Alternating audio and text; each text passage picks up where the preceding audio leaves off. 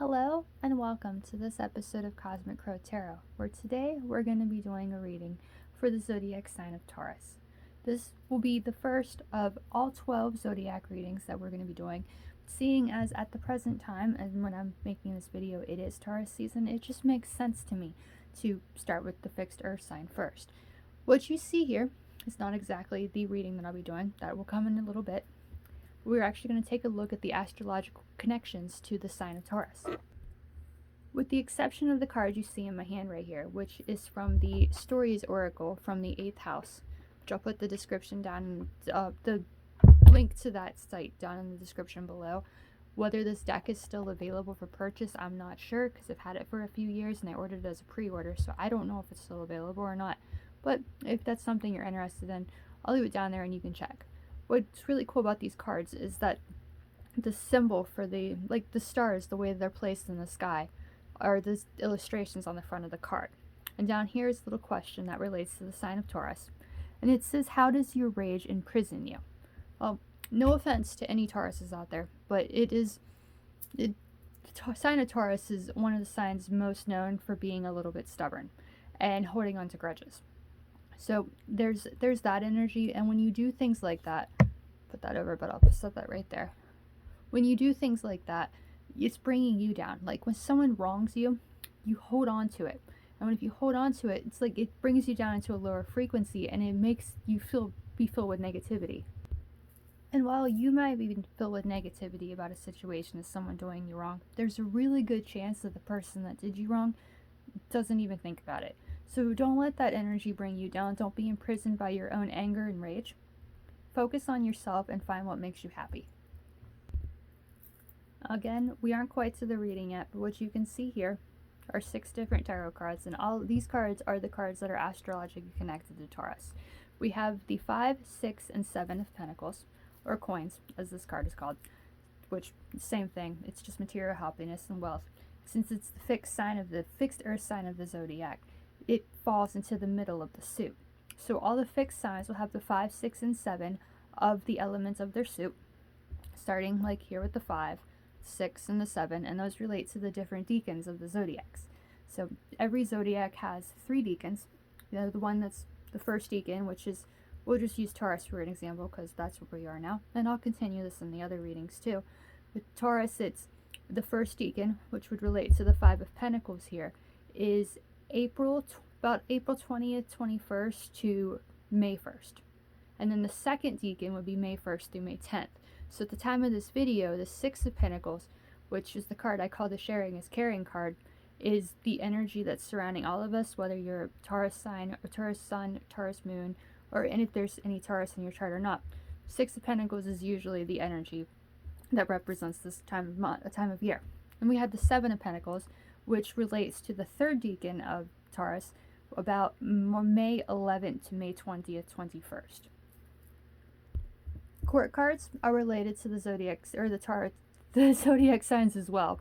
The King of Pentacles, Taurus is the fixed earth sign, so the King of Pentacles makes a lot of sense in this position, because if there's any sign that really knows what they want when it comes to material happiness and success, I feel like it's Taurus. So when someone really leads in life with material happiness and being really good and successful, that's this king here. But that does only relate to the first 2 deacons of Taurus, whereas the Knight of Swords follows the third deacon of Taurus and connects to the next sign of Gemini, which will be the next reading that I will put out. We aren't quite there yet though, and that's why we're just focusing on Taurus right now. So the 5 of Pentacles that we began with the first deacon, kind of goes in a little succession. Obviously this girl feels very down on her luck, but she doesn't see that the key to freedom is right here, and she can easily open the door when she looks up and sees what's still available. 6 of Pentacles, or coins, is the card that follows next in the second deacon of Taurus, and this is my personal favorite illustration. Sorry about the glare from where I'm doing this again. The 6 of Pentacles usually, is sharing even, balance, and that's what makes it fair. But in this illustration, you can see the wealthy merchant here has 5 pentacles behind him, while he's only sharing 1 with the one begging for it. So there's a strong feeling of holding things to yourself with that card and not sharing everything that you could. And that brings us to the third Deacon of Taurus, which is represented by the Seven of Coins, which is the card of having patience. So after you feel down on your luck and you find ones that can actually help you, then you have to have patience while you work to cultivate and grow your new ideas. King of Pentacles really shows the possibility and the potential to succeed. And the Knight of Swords that comes at that third Deacon, I feel represents the confidence that one needs in order to succeed, to overcome the chaos that they might find and soldier on to achieve this goal of King.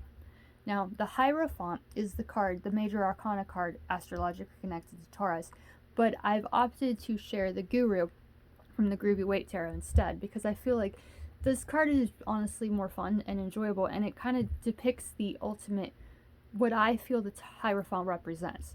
You know, when you trust yourself and you feel grounded and connected to the earth, which is something that I feel Taurus is very, very good at, you trust in yourself more and others will follow you and believe in you and listen to your words. So it's Hierophant is a card considered of structured religion, but I've always chosen to see it as a card of believing in yourself and following your own path. So being connected with yourself, you know, truly feeling like you're leading in your life and learning that you can set yourself free, share with others, and have patience, facing the chaos. I almost forgot that card. Facing the chaos with confidence, you know, you can feel in control and leading in your life. So that's a really quick look at the astrological connections to Taurus, but I'd say you're more here to hear what the cards have to share with you and see what messages the cards might have for you. So I hope you enjoyed this part, and I'll see you with the reading in just a moment. The deck I've chosen to use for the Taurus reading this time, which I'll be doing more Zodiac readings as we go, depending on, you know, if this resonates with you or not. And the deck we'll be using is the Round Rider-Waite, which is from this box right here, Tarot Original 1909, the Circular Edition. You can see we have all the cards here, and around the deck, or around the cards on my cloth, we have the different crystals relating to Taurus to really connect with the energy. That's rose quartz. That is green kyanite, emerald, rutilated quartz, lapis lazuli, selenite, jade, and malachite. As you can tell from most of these crystals, think green. Green is very Taurus energy. So we have the deck here, and I haven't shuffled it yet. But if you watched my videos before, you know I shuffle rather strangely. But it's a great way to keep your decks from getting bent. And especially in this case, if anybody knows how to shuffle a round deck, you know, feel free to tell me. But this is definitely the way that I find the easiest way to do. So what we are doing now is shuffling the deck and sharing the energy of Taurus with it. And like I said in my last video, I always thank the deck for allowing me to talk with it, allowing it to share its truth. As we know, this is a reading for Taurus, so that's what we are focusing on now. No specific questions, just a generalized reading for the sign of Taurus, the fixed earth energy of the Zodiac. What messages your guides want to share with you? What the powers of the universe have to share with you? Some information, insight, and empowerment that might inspire you to begin something new, or might share a message of caution. I don't know. We're just slinging the cards, shuffling the deck, and letting the deck share whatever it feels like sharing with you. Continue doing this until we get through all the deck.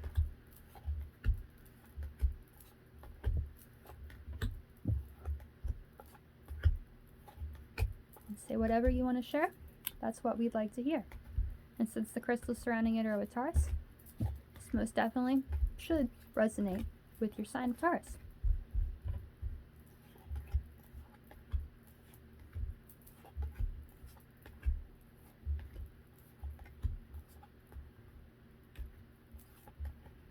And there's all the cards. And it's just like we've already cut the deck. We pile it back on top of one of another without picking up that card over there. Put them all nice and even. And pick the three that most call to us. Do that. And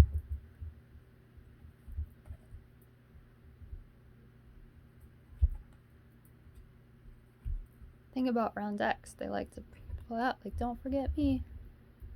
Have 3 cards there, and I'll go ahead and turn this over. So we have the bottom of the deck as well. And there is proof that we have connected with the energy of Taurus, because none other than the Zodiac astrological correspondence to the major arcana for Taurus. Knight of Pentacles, the King of Wands, and the King of Cups. Okay, so this starts out, it's a really interesting reading because we have all 3 cards here are members of the court.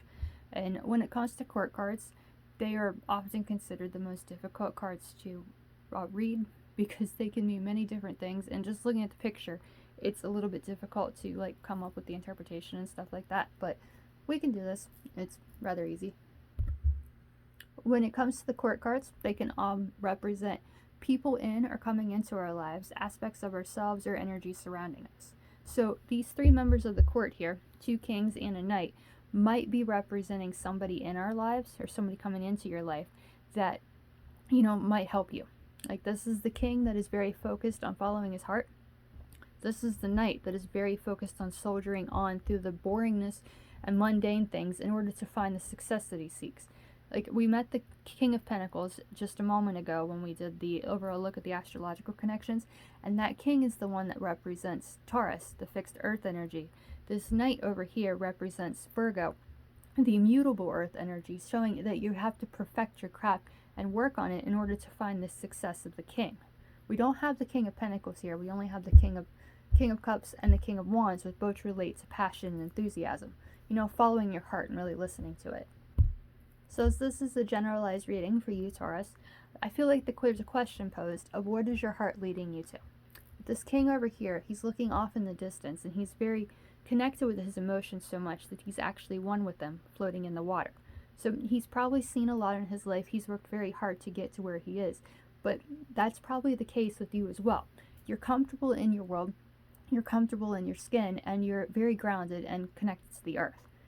But there might feel like something's missing. Perhaps your heart's not as invested as you would like it to be. And this King of Cups asks you to really listen to your heart and lead with it to decide where you want to go next. Move over to the King of Wands here, who's also a natural leader like the King of Cups that we saw a moment ago. Both of these relate to fixed energy as well. This is the king related to Scorpio, and this is the king related to Leo. So we have very fixed energy here, very focused and very capable of achieving their goals. So the King of Cups, he asks you, Taurus, where does your heart want to take you? Like, where does your heart lead you? What do you want to do? What fills you with joy, excitement, enthusiasm? And the King of Wands, who is considered a known traveler of the world and has many stories to back it up, I feel as a suggestion to not be afraid to step out of your comfort zone and to go after something that you are passionate about. Really lead in your life doing what you love and what you're passionate about. That's what these 2 kings seem to represent here, is letting your heart lead and letting that inner fire take you to where you want to be. But then we have the Knight of Pentacles over here that reminds us that sometimes life can be boring, and even if we're passionate about something, there's likely hard work and details that need to go in that might not be all that fun. But if you want to succeed at something, even if it's something you love and something you're passionate about, you have to be willing to work for it. The Knight of Pentacles seems to be looking directly at the King of Wands. He knows what he wants, and he knows what he's passionate about, and he knows there's going to be hard work that needs to be put in order to achieve it. So whatever you want to achieve, Taurus, don't be afraid to work for it. Don't give up if the work gets hard, the work gets boring. Stay focused, stay dedicated, and you will achieve your goals. We can go through our lives without doing what we're passionate about and what we love, and just do the day-to-day boring, mundane things. But where's the fun in that? Where's the enjoyment in that? So the 2 kings appearing here with the knight really, I feel like, is a strong message to let your heart lead the way, but keep doing the work even when the work gets boring, so you can truly create a life that you feel successful and confident in. Bottom of the deck, as I said, features the Hierophant, which is very interesting because that is the major arcana card related to the sign of Taurus. So, like the illustration shows, you can really feel successful and leading in your life, and others will look up to you when you find the confidence to go after your dreams. So let your heart lead the way. Overcome your negative emotions that we talked about earlier. Let the grudges go, let the rage go, and really let your heart lead your way to finding the success that you seek. Get out of your comfort zone, step out of your comfort zone, and live a life that you're truly passionate about. Let that inner fire lead you to creating the life that you truly love and enjoy.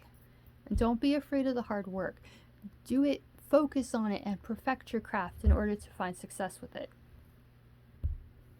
As this is Taurus season when I'm doing these readings, now about April 20th to May 20th, May 19th, that area, I feel like the energy is very focused on you, Taurus, and what you want to achieve.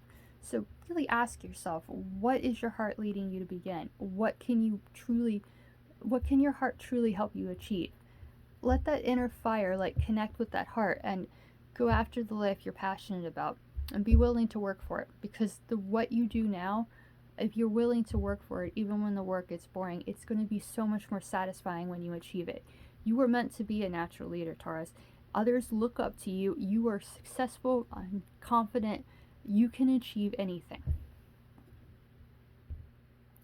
Don't be afraid to be different. Don't be afraid to think outside of the box, and just have fun and enjoy life, and be willing to work for what you want to achieve. Two kings appearing as well as the Hierophant definitely tells me that you're the natural leader that you want to be. You just might need more confidence in yourself, and really let your heart speak.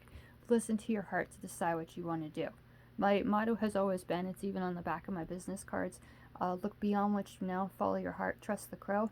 Yeah, that's what this message tells me. Really listen to your heart. Let it lead you to what you want to succeed at, and be that king that has all these fun stories to tell and enthusiastic about your life. Life's too short not to enjoy life and have fun at it. So listen to your heart, let it lead you to the success you seek.